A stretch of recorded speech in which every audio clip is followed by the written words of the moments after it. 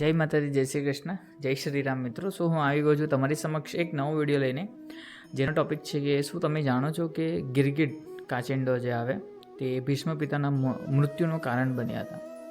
હા મિત્રો, મહાભારતના યુદ્ધ સમાપ્ત થયા પછી બાણોની સૈન્ય પર રહેલા ભીષ્મ પિતાએ શ્રી કૃષ્ણ ભગવાનને એક પ્રશ્ન પૂછ્યો કે હે વાસુદેવ, મેં આખું જીવન ધર્મનું પાલન કર્યું છે, કોઈ પાપ નથી કર્યા, છતાં પણ મારે આ કષ્ટ કેમ સહન કરવું પડે છે? ત્યારે શ્રી કૃષ્ણ ભગવાન કહે છે કે હે ભીષ્મ પિતામાં, તમે સ્વયં 8 વાસુદેવમાંથી એક જ અવતાર છો.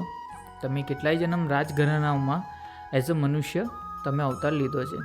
તો કેટલાક વર્ષો પહેલાં તમે યુવરાજ હતા.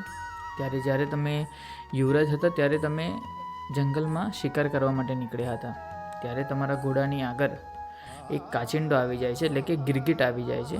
ત્યારે તમે તે ગિરગિટને બચાવવા માટે તમે બાણથી તે ગિરગિટને પાછળ ફેંકી દો છો.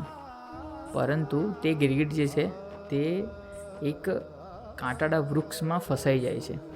તે નીકળવાનો ખૂબ જ પ્રયાસ કરે છે, પરંતુ જેટલું તે નીકળવાનો પ્રયાસ કરે છે તે વધુ અંદર ફસાતો જ જાય છે. ઘણા દિવસો સુધી તે આ પીડા સહન કરે છે. ત્યારબાદ તે તમને એક શ્રાપ આપે છે કે જેવી રીતે હું આ પીડા સહન કરી છે તેવી રીતે તમે જ આ પીડા સહન કરશો. ત્યારબાદ તમે કેટલાક જન્મ સુધી કોઈ પાપ નહોતા કર્યા, એટલા માટે તમે આ શ્રાપથી બચતા રહ્યા. પરંતુ આ જન્મમાં તમે ભરી સભામાં દ્રૌપદીનું ચીરહરણ જોયું અને શાંત રહ્યા, તમે તેનો વિરોધ ના કર્યો. તે રીતે તમે પાપના ભાગીદાર બન્યા અને આ શ્રાપ આ જન્મમાં પૂર્ણ થયો. મિત્રો, જેટલો બને એટલો આ વિડીયોને શેર કરજો, અને તમને જો ગમ્યો હોય તો કમેન્ટમાં જય શ્રી રામ લખવાનું બિલકુલ ના ભૂલતા.